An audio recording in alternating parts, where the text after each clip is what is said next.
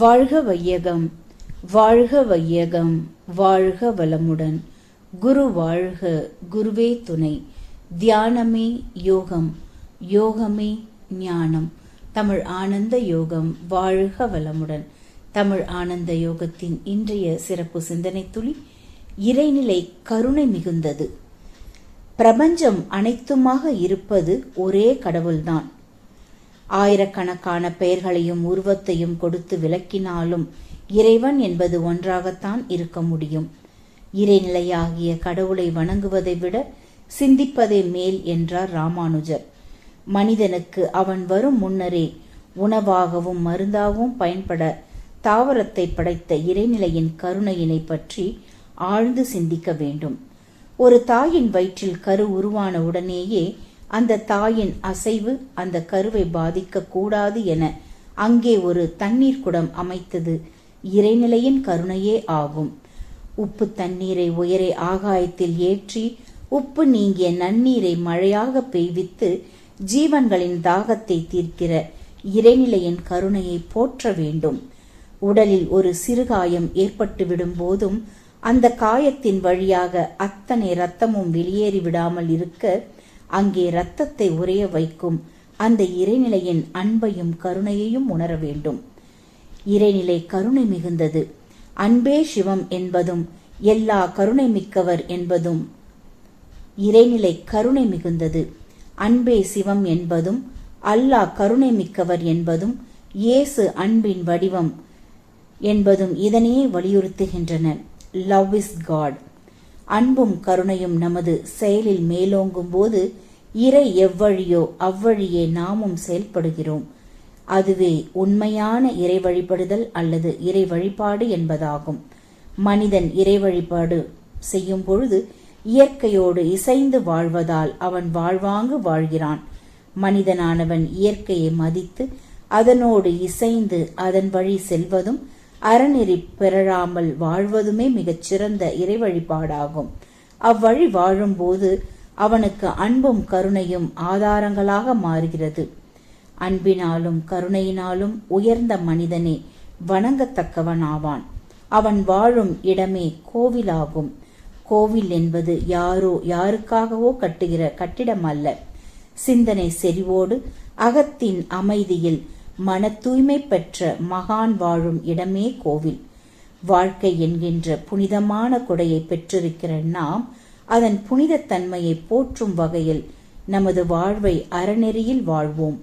கடவுளின் கருணையை எண்ணி பார்த்து நமது வாழ்வை மாற்றுவோம். எப்படி வாழ்வது என்று திக்குமுக்காடி போயிருக்கும் மனிதர்களுக்கு கொடுக்கப்பட்டதுதான் அருட்தந்தையின் ஆன்மீக பயிற்சிகள். இதனை இயன்றவரை இந்த சமுதாயத்திற்கு எடுத்துச் செல்வதே தமிழ் ஆனந்த யோகத்தின் நோக்கமும் ஆகும். இறை ஞான ஆசிரியர் நன்மணி ஐயா அவர்களுக்கு நன்றிகள். வாழ்க வளமுடன் ஐயா.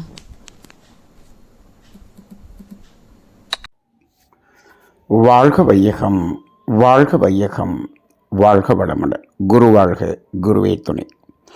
குருவின் மலரடி போற்றி. இன்றைய சிந்தனை துளிகள் வாசித்த ரிஷிபாபா அம்மா அவர்களுக்கு நன்றி. தியானமே யோகம், யோகமே ஞானம். தமிழ் ஆனந்த யோகம். வாழ்க வளமுடன். இன்றைய சிந்தனை தலைப்பு இறைநிலை கருணை வாய்ந்தது. அன்பும் கருணையும் என்ற இரண்டு குணங்கள், இதுதான் இறைத்தன்மை என்று மகரிஷி அவர்கள் சொல்வார்கள். இறைநிலை என்று சொல்லுகிறோம். அது ஆற்றலும் அறிவும் அடங்கி இருந்தது என்று நாம் பல்வேறு கோணங்களிலே அதை பார்த்திருக்கின்றோம். இந்த ஆற்றலும் அறிவும் என்பதுதான் அன்பும் கருணையும் என்று ஆகிவிட்டது. அறிவு என்பது அன்பாகவும் ஆற்றல் என்பது கருணையாகவும் எடுத்துக்கொள்வோம். ஆக அந்த இறைநிலை என்பது அன்பும் கருணையும் ஆனது என்று சொல்லி அதனுடைய தன்மைகள் இந்த இரண்டு என்று நாம் பார்க்கிறோம். நீங்கள் அந்த இறைநிலை பிரபஞ்சமாக வெளிப்பட்ட பிறகு, இயக்கமாக வந்த பிறகும் எல்லாமே இரண்டு இரண்டாக இருக்கக்கூடிய ஒரு தன்மையினை நாம் பார்த்து கொண்டிருக்கிறோம். அதனுடைய அடிப்படை என்ன என்று சொன்னால், அந்த இறைநிலையின் வெளிப்பாடாக வந்த முதல் இயக்க வெளிப்பாடு காந்தம். அந்த காந்தம் என்பதே ஒன்று ஈர்ப்பு ஆற்றல், ஒன்று தள்ளும் ஆற்றல் என்று இரண்டு தன்மைகளாக இருக்கிறது அல்லவா? இதுதான் அன்பும் கருணையும் என்பதும் இதிலிருந்து வெளிப்பட்டதாகத்தான் இருக்கும். அதாவது அன்பு என்பது காக்கக்கூடியதாக இருக்கும். அதாவது நமது அந்த காந்தத்தன்மையிலேயே ஒன்று கொள்ளுமாற்றல் என்று தள்ளுமாற்றல் என்று சொல்லுகிறோம். கொள்ளுமாற்றல் என்பது நமக்கு ஆற்றலை கொடுத்து அதை தடுக்கும் ஆற்றலாக இருக்கிறது. எதையும் தேவையில்லாத ஒரு கழிவுகள் நமக்குள்ளாக வராமல் தடுக்கக்கூடிய ஒரு ஆற்றலாக அது தடுக்கும் ஆற்றல் என்று இருக்கக்கூடியதாக இருக்கிறது. இன்னொன்று தள்ளுமாற்றல் என்பது தேவையில்லாதவற்றை வெளியேற்றும் ஆற்றலாக இருக்கிறது. நமது உடலுக்குள்ளாக அந்த கொள்ளுமாற்றலும் தள்ளுமாற்றலும் எவ்வளவு வேலை செய்து கொண்டிருக்கிறது என்பதை பார்க்கும்போது இது அந்த இறைநிலையின் தன்மைதான் என்பதை நாம் உணர்ந்து கொள்ள முடியும். இதை இறைநிலையின் தன்மை என்று நாம் சொல்லுவது இன்றைய காலத்துக்கு பொருந்துமா என்று கேட்டால் இதை எப்படி பார்க்க வேண்டும் என்று சொன்னால் இயற்கையின் தன்மை என்று எடுத்துக்கொள்ளுங்கள். இது எந்த இடத்தில் இதை இன்றைய சமுதாயம் எடுத்துக்கொள்ளும் என்று சொன்னால் விஞ்ஞானத்துக்கு அப்பாற்பட்ட நிகழ்வுகளை அது இயற்கையின் நிகழ்வுகள் என்று எடுத்துக்கொள்ளும். அவ்வளோதான். இன்று விஞ்ஞானம் எவ்வளவு கண்டுபிடிப்புகள் கண்டுபிடித்தாலும் அந்த இயற்கையின் நிகழ்வுகளை இவை மாற்றி அமைக்கிறதே தவிர அந்த இயற்கையின் நிகழ்வுகளை இந்த விஞ்ஞானத்தால் நிகழ்த்த முடியவே முடியாது. அந்த இடத்தில் அதை இயற்கை என்று இன்று இளைஞர்கள் ஒத்துக்கொள்கிறார்கள். அதைத்தான் இறைநிலை என்று சொல்லுகிறோம். அப்போ அந்த அடிப்படையில் அன்பும் கருணையும் அந்த இறைநிலையின் தன்மை. சரி, இங்கே நமது சிந்தனையிலே அவற்றில் சிலவற்றை இங்கு கூறியிருக்கின்றோம். இன்னும் அந்த இறைவனுடைய கருணையை பற்றி பேச வேண்டும் என்று சொன்னால் நிறைய நிகழ்வுகளை நாம் பேச முடியும். இப்போ மனிதர்கள் தோன்றுவதற்கு முன்னமே இத்தனை வகையான தாவரங்களை படைத்து காய்கள், பழங்கள், கொடிகள், இலைகள், இவ்வளவையும் மூலிகைகள் எல்லாவற்றையும் படைத்த பிறகுதானே இறைவன் மனிதனை படைத்தான். எந்த அளவுக்கான அந்த அன்பும் கருணையும். இந்த உணவுக்காக அந்த தாவரங்களை படைத்த இறைவன் எவ்வளவு பாதுகாப்புக்காக மூலிகைகள் என்ற அந்த மருத்துவ குணமுள்ள அந்த தாவரங்களையும் அன்றைக்கே அவன் படைத்திருக்கிறான் என்று சொன்னால் அப்போ அந்த இயற்கையினுடைய கருணை எந்த அளவுக்கு நாம் பார்க்க வேண்டியதாக இருக்கிறது. சரி, இந்த உடலினுடைய இயக்கத்தை பார்க்கும் பொழுது எவ்வளவு இயக்கம். நாம் 4 இட்லி சாப்பிட்றோம். அந்த 4 இட்லி உள்ளே போனோன்னே அது இரத்தமாக மாறுகிறது. இதை எந்த லேபரட்டரியிலையும் எந்த விஞ்ஞானியும் செய்ய முடியாது. மகரிஷி அவர்கள் சொல்வார்கள், அந்த 4 இட்லியை லேபரட்டரியில் கொடுத்து ரத்தமாக மாற்ற முடியுமானா முடியாது. இன்றைக்கெல்லாம் ஆர்டிஃபிஷியல் பிளட்டுன்னு தயார் பண்ணுறான் விஞ்ஞானி. அது எப்படி? அது உணவை இரத்தமாக மாற்றுவதில்லை. ரத்தத்தை எடுத்து அதனுடைய மாலிகுலர் ஸ்ட்ரக்சரை பார்க்குறான். அந்த மாலிகுலர் ஸ்ட்ரக்சர் வர்ற மாதிரி கெமிக்கல் எல்லாம் ஒன்று சேர்த்து இவன் என்ன பண்ணுறான், அந்த ரத்தம் மாதிரியான ஒரு உருவத்தை கொடுக்கின்றான்.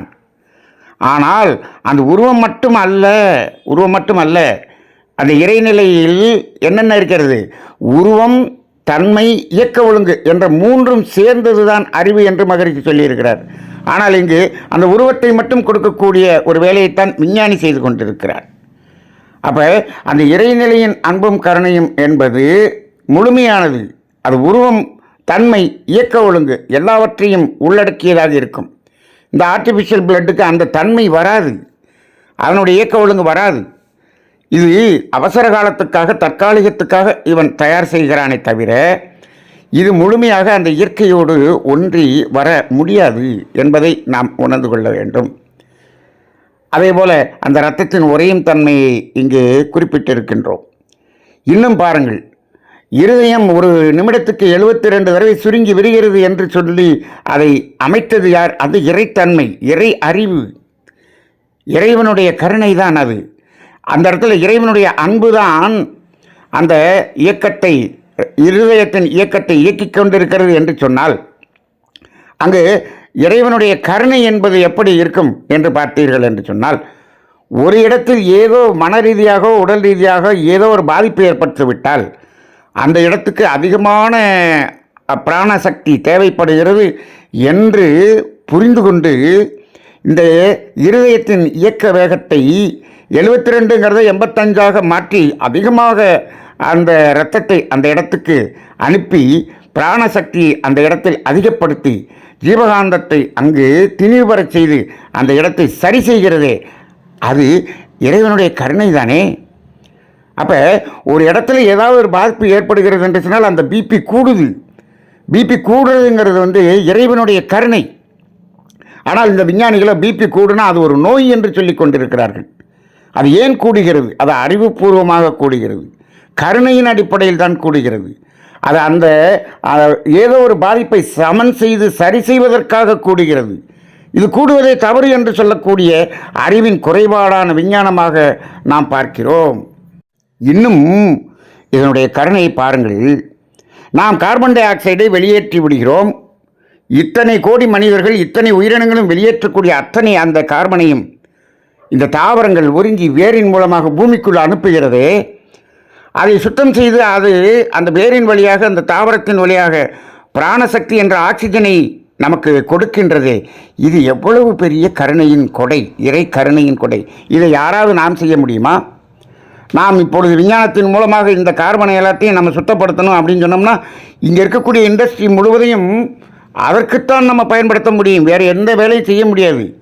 அவ்வளவு பெரிய வேலையை அது செய்து கொண்டிருக்கிறது. இந்த உலகத்திலேயே பெரிய தூய்மை பணியாளர் என்று சொன்னால் அது இயற்கையாகத்தான் இருக்கும். இந்த பூமி எதை கொடுத்தாலும் அதை சுத்தம் செய்து வெளியே கொடுத்து விடுகிறது அல்லவா? எவ்வளவு பெரிய கொடை. அதே போல் அந்த கடலில் இருக்கக்கூடிய உப்பு நீரை அது உப்பெல்லாத்தையும் ஃபில்டர் பண்ணி நன்னீராக ஆவியாக்கி மேகமாக்கி அது நிலப்பகுதியிலே மழையாக பொழிகிறது. அந்த மழை எப்படி இருக்குது? அதில் உப்பே இல்லையே. இது எல்லாத்தையும் நம்ம அந்த கடல் நீரை குடிநீராக மாற்றுவதற்கு ப்ராஜெக்ட் பட்ட எத்தனை கோடி, எத்தனை அன்பர்களுக்கு கொடுப்பார்கள். மழை பெய்வது மட்டும் நின்றுவிட்டால் மனிதனால் இந்த கடல் நீரை குடிநீராக மாற்றி அதை பயன்படுத்த வேண்டும் என்று சொன்னால் எவ்வளவு நீர் பயன்படுத்துவீர்கள்? எவ்வளவு விலை கொடுத்து வாங்குவீர்கள்? எவ்வளவு பெரிய கொடை. அந்த இறைவனுடைய கொடையை பார்த்தால், இறைத்தன்மையினுடைய அந்த கருணை என்பதை பார்த்தால் இன்னும் சொல்லிக்கொண்டே செல்லலாம். அவ்வளவு அளப்பரிய ஒரு கருணை வாய்ந்தது இந்த இறைநிலை. அதை அடிப்படையாக கொண்டுதான் இறைவன் அன்பு பயமானவன் என்று சொல்லுவது எல்லா மதங்களிலும் அப்படிதான் சொல்லப்பட்டிருக்கிறது. அப்படி என்று சொன்னால் அந்த அன்பும் கருணையும் முழுமையாக ஒரு மனிதனிடம் வெளிப்பட்டது என்று சொன்னால் அவன் இறைநிலைக்கு சமமானவன் என்று பார்க்கப்படுகிறது. அப்படி வாழ்ந்தவர்கள் தான் ஞானியர்கள். அப்படி வாழ்ந்த ஞானியர்களின் பெயரில் மதங்களை உருவாக்கி கொண்டு ஒவ்வொரு இறைவனையும் வேறு வேறு இறைவன் என்று மயக்கத்தில் பார்க்கக்கூடிய மனிதகுலமாக இருக்கின்றோம். இறைநிலை என்பது இயற்கை, அது அன்பும் கருணையுமானது. அந்த அன்பும் கருணையும் என்ற அந்த குணம் எந்த மதத்தில் யாரிடம் இருந்து வெளிப்பட்டாலும் அது இறைத்தன்மை. அது இந்த மதம் அந்த மதம் என்று பாகுபாடே கிடையாது. மதம் என்பதெல்லாம் மனிதனாக வைத்துக்கொண்டு பிரித்து கொண்டு பார்க்கக்கூடிய ஒரு நிலையாக இருக்கிறதை நாம் பார்க்கின்றோம். நாம் நேற்றைய சிந்தனையில் கூட ஒரு சிந்தனையை சொன்னோம். மனிதர்கள் உருவம் முழுவதும் ஒரே உருவமாக இருக்கிறது என்று சொன்னால் இறைநிலை உணர்வதற்காக வந்த மனிதனுடைய உருவம் ஒரே உருவமாக இருக்கிறது என்று சொன்னால் இறைவன் ஒருவனாகத்தான் இருக்க முடியும் என்ற சிந்தனையை நேற்று நாம் வெளிப்படுத்தினோம். அப்படி இருக்கும் பொழுது அந்த இறைத்தன்மை என்ற ஒன்று இருக்கிறதே, அந்த தன்மைதான் இறைவனாக நாம் பார்க்க வேண்டுமே தவிர உருவத்தை அல்ல. இப்பொழுது இறைவன் என்ற நிலையில் பல்வேறு உருவங்களை மனிதன் படைத்திருக்கிறான். அது எந்த உருவமாக இருந்தாலும் சரி, அதற்குள்ள இருக்கக்கூடிய தன்மைதான் அதனுடைய இறைத்தன்மையாக இருக்கிறதே தவிர உருவம் அங்கு முக்கியம் அல்ல. எந்த இடத்திலும் உருவம் என்பது இந்த விஞ்ஞானம் உருவத்தை மட்டும் பார்க்கக்கூடியதாக இருக்கிறது. பக்தி மார்க்கத்தில் உருவத்தை மட்டும் பார்க்கிறோம். எந்த உருவத்தில் இருந்தாலும் உள்ளே இருக்கக்கூடிய தன்மை ஒன்றாகத்தான் இருக்க முடியும். அது அந்த அன்பும் கருணையும் ஆன ஒரு தன்மைதான் என்பதை நாம் உணர்ந்து கொள்ள வேண்டும். ஆனால் இறைநிலை என்று சொல்வதை இறைத்தன்மை என்பதை பாருங்கள். அது ஒவ்வொரு அணுவிலும் அது செயல்பட்டு கொண்டிருக்கிறது. அந்த அன்பும் கருணையுமாக அந்த காந்தம் என்ற வகையிலே அது முழுமையாக செயல்பட்டு கொண்டிருக்கிறது. அந்த அடிப்படையில் மனிதகுலம் மட்டுமல்ல, இந்த உலகில் வாழும் உயிரினங்கள் அனைத்தையும் இயக்கிக் கொண்டு காத்து கொண்டு அவற்றையெல்லாம் வாழ்வித்து கொண்டு அவற்றில் அந்த இன்பம், மகிழ்ச்சி, ஆனந்தம், அன்பு, பேரின்பம் போன்ற பல்வேறு உணர்வுகளையும் உணரச் செய்யக்கூடிய அளவுக்கான அந்த கொடையை இயல்பாக எல்லோருக்குள்ளாகவும் கொடுத்திருக்கிறது என்று சொன்னால் அதனுடைய கருணை எப்படி இருக்கிறது? இப்போ இன்பம் எங்கே இருக்கிறது என்று தேட வேண்டுமா? மகரிஷி அவர்கள் என்ன சொல்லுகிறார்கள்? இன்பம் துன்பம் என்பது என்ன, இவை இரண்டும் எங்கிருந்து தோன்றுகிறது என ஆராய்ந்தேன். இன்பமே இயற்கையிலே எங்கும் எதிலும் எப்பொருளிலும் எக்காலத்திலும் இயல்பாக நிறைந்துள்ளது. அப்படின்னா இன்ப ஊற்றாய் நிறைந்த இறைவா, எங்கும் இன்ப ஊற்றாய் நிறைந்த அப்படின்னா இது ஒவ்வொரு அணுவுக்குள்ளாகவும் ஒவ்வொரு உயிருக்குள்ளாகவும் இன்பம் என்ற ஊற்றை அபரிமிதமாக நமக்குள்ளாக வைத்திருக்கிறது என்று சொன்னால் அது எவ்வளவு பெரிய கருணை. இந்த கருணை என்பதின் உச்சகட்டமாக நாம் பார்க்க வேண்டியது என்ன என்று பார்த்தால், நாம் மனிதர்கள் பிறருக்கு துன்பம் கொடுத்து பாவம் என்பதை பதிகிறார்கள். அந்த பதிவாகி விடுகிறது. ஆனால் அது உடனடியாக அதற்கு விளைவு வருவது இல்லை. ஆனால் அது விளைவு வருவதற்காகத்தான் பதிகிறது, உடனடியாக விளைவு வருவதில்லை. அதற்கு ஒரு காலத்தை இயற்கை கொடுக்கிறது. அதுதான் அன்பு. மனிதர்கள் மீது இருக்கக்கூடிய அன்பு ஒரு காலம் வரை அதற்குரிய விளைவை கொடுக்காமல் காலத்தால் அதை தள்ளி ஒரு காலத்தை நிர்ணயம் செய்கிறது. எதற்காக? காலம் தள்ளி அந்த துன்ப விளைவை கொடுப்பதற்காக இல்லை. என்ன செய்கிறது? நாம் ஒரு துன்பம் போக்கும் ஒரு புண்ணியத்தை செய்தோம் என்று சொன்னால் ஒரு காலம் தாழ்த்தி அதை அந்த பாவத்தை அழிக்கிறேன் என்று சொல்லுவதில்லை. அந்த சனமே உடனடியாக அந்த பாவத்தை அழித்து நீக்கிவிடுகிறதே, அதுதான் கருணை. அப்போ அந்த அன்பு என்பது பாவம் என்பதை காலத்தால் நீட்டிக்கிறது. எதற்கு என்று சொன்னால் நாம் புண்ணியம் செய்து அதை உடனே அழித்து விடுவோம் என்ற நம்பிக்கையில். புண்ணியம் செய்தால் அதற்கு காலமே கிடையாது, உடனடியாக அதை அழித்து விடுகிறது என்று சொன்னால் அதுதான் கருணை. அப்போ இந்த பாவம் புண்ணியம் என்பதிலும் அந்த அன்பும் கருணையும் வெளிப்படுகிறது என்பதை பார்க்கிறோம் அல்லவா? அப்போ இந்த இறைவன் அன்பும் கருணையுமானவன் என்று பார்க்கிறோம். அவனை வணங்குவது என்பது பக்தி மார்க்கமாக இருந்தாலும் மகரிஷி அவர்கள் எந்த நிலையில் அதை கொடுத்திருக்கிறார்கள் என்று சொன்னால், ஒவ்வொரு மனிதனும் அந்த அன்பும் கருணையுமான தன்மையை மாற முடியும் என்று சொல்லுகிறார். இதைத்தான் என்ன சொல்லியிருக்கிறார்? இரண்டொழுக்க பண்பாடு என்று சொல்லிவிட்டார். நான் யாருடைய உடலுக்கும் மனதுக்கும் துன்பம் தரமாட்டேன் என்பது அன்பு. துன்பப்படும் உயிர்களுக்கு என்னால் முடிந்த உதவிகளை செய்வேன் என்பது கருணை.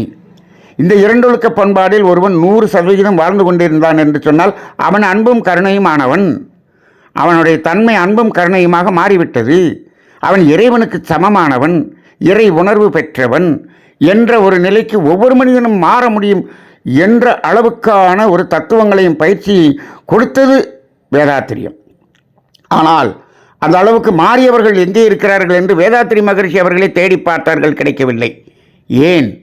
இந்த இரண்டொழுக்கத்தின் அடிப்படையில் வாழ வேண்டும், தன்னை மாற்றிக்கொள்ள வேண்டும், தன்னுடைய செயலை மாற்றிக்கொள்ள வேண்டும் என்பதற்காக கொடுக்கப்பட வேண்டிய தத்துவங்களை இந்த அமைப்பு என்ன செய்துவிட்டது? அதில் வந்த நிர்வாகிகள் என்ன செய்து விட்டார்கள்? இதை சும்மா வெறும் ஒரு தத்துவமாக கொடுத்து அதை இவர்கள் வியாபாரமாக மாற்றிவிட்டார்கள். இப்பொழுதெல்லாம் அது செயல் மாற்றத்துக்காக கொடுக்கப்படுவதாக இல்லை, ஏதோ பெயருக்காக நாங்களும் பயிற்சி நடத்திவிட்டோம், சான்றிதழ் கொடுத்து விட்டோம் என்று சான்றிதழை விற்று கொண்டிருக்கக்கூடிய ஒரு அமைப்பாக மாறிவிட்டது. அதனால் இரண்டொழுக்க பண்பாட்டின் அடிப்படையில் வாழ்பவர்கள் யாராவது ஒருவரையாவது பார்க்க முடியுமா? மகரிஷி கடைசி காலத்தில் சொல்லிட்டாரு, என் வாழ்நாளில் ஒரு 10 பேரையாவது பார்த்துருவேன், நினைச்சு ஒருத்தரை கூட பார்க்க முடியலன்னு சொல்லிட்டார். அப்போ அந்த அடிப்படையில் இந்த தத்துவம் இப்பொழுது நீர்த்து போய் இது செயல் மாற்றத்துக்கு என்ற அடிப்படையில் இல்லாமல் இது சும்மா வெறும் அதாவது மார்க்கெட்டிங் என்ற அடிப்படையிலே இது வியாபாரமாக மாற்றப்பட்டு கொண்டிருப்பதை பார்க்கிறோம். அதனால்தான் இப்பொழுது தமிழானந்த யோகத்திலே தினந்தோறும் இருக்கக்கூடிய ஒவ்வொரு சிந்தனை துளிகளும் இந்த வேதாத்திரிய தத்துவம் உண்மையான வேதாத்திரியமாக சமுதாயத்துக்கு எங்காவது ஒரு இடத்தில் கொடுக்கப்பட வேண்டும் என்பதற்காகத்தான் நாம் வேதாத்திரிய தத்துவங்கள் என்று பாகம் 1, 2, 3 புத்தகங்களை வெளியிட்டிருக்கிறோம். அதே போல நமது தமிழானந்த யோகத்தில் வெளிப்படுத்தக்கூடிய அத்தனை தத்துவங்களும் உண்மையான வேதாந்தத்தை உள்ளபடி நாம் வெளிப்படுத்த வேண்டும். இது என்றாவது ஒரு காலத்தில் இது அது நீர்த்து போய் அந்த தத்துவத்தின் சாரமே இல்லாமல் அது போய் இருந்தாலும் எங்கோ ஒரு இடத்தில் இருக்கிறது என்று அதை தேடி எடுத்துக்கொள்ள வேண்டும் என்ற நோக்கத்தில் தான் நாம் இதை கொடுத்து கொண்டிருக்கிறோம். சிந்தனை செய்து பாருங்கள். வேதாத்திரியம் ஒரு மனிதனை அவனுடைய செயலை மாற்றுவதற்காக வந்தது. செயல் மாற்றத்துக்காக அத்தனை விளக்கங்களும் அதில் முழுமையாக கொடுக்கப்பட்டிருக்கிறது. இதை நாம் ஒரு கல்வி நிறுவனத்துக்காகவோ அதாவது ஆட்களை அதிகமாக பெருக்க வேண்டும் என்பதற்காகவோ தத்துவத்தை நாம் நீர்த்து போக செய்தோம் என்று சொன்னால் அது குரு துரோகமாக மாறிவிடும் என்பதற்காக இதில் ஆட்கள் வருகிறார்கள், கூட்டம் வருகிறது, அதை பற்றியெல்லாம் கவலைப்படாமல் அவர்களுக்கு சாதகமாக மக்களுக்கு சாதகமாக தத்துவத்தை மாற்றுவது என்பது சிறிதும் இல்லாமல் உள்ளபடி கொடுக்க வேண்டும் என்ற அடிப்படையில் நமது தமிழானந்த யோகத்திலே இந்த தத்துவங்களை கொடுத்து கொண்டிருக்கிறோம். இதை சிந்தனை செய்து எடுத்து செயல் மாற்றம் செய்து உங்களுடைய சந்ததிகளின் வாழ்க்கையை நன்றாக இயற்கையின் நிலையிலே ஆனந்தமாக, ஆரோக்கியமாக, அன்பாக அது மாற்ற வேண்டும் என்ற ஒரு உண்மையான வைராக்கியம் இருப்பவர்கள் இதை கேட்டு புரிந்து செயல் மாற்றம் அடைந்து நமது சந்ததிகளுக்கு ஒரு நல்ல ஒரு புண்ணிய செயலை செய்து வைப்போம். இப்படி செய்யக்கூடிய அந்த புண்ணிய செயல்கள் எல்லாம் நமது சந்ததிகளை துன்பத்திலிருந்து காக்கும், அவர்களது ஆரோக்கியத்தை மேம்படுத்தும், அவருடைய வாழ்வு மகிழ்ச்சியான வாழ்க்கையாக மாறும் என்பதில் எல்லளவும் சந்தேகமில்லை. அந்த அடிப்படையில் இந்த தத்துவங்களை எல்லாம் கேளுங்கள், இதை சிந்தனை செய்யுங்கள், செயல் மாற்றம் அடையுங்கள். செயல் மாற்றம் அடைய வேண்டும் என்ற ஒரு தேடுதல் இருப்பவர்களிடம் இதை கொண்டு சேருங்கள். மற்றபடி இதை பெருமைக்காகவோ இதை புகழுக்காகவோ இது எங்கும் செல்ல வேண்டாம், அப்படி கூட்ட வேண்டிய அவசியம் வேண்டாம் என்ற அடிப்படையில் நாம் வேதாத்திரியம் என்ற இந்த தத்துவத்தை நாம் சமுதாயத்துக்கு கொடுத்து உதவுவோம். நன்றி. வாழ்க வளமுடன்.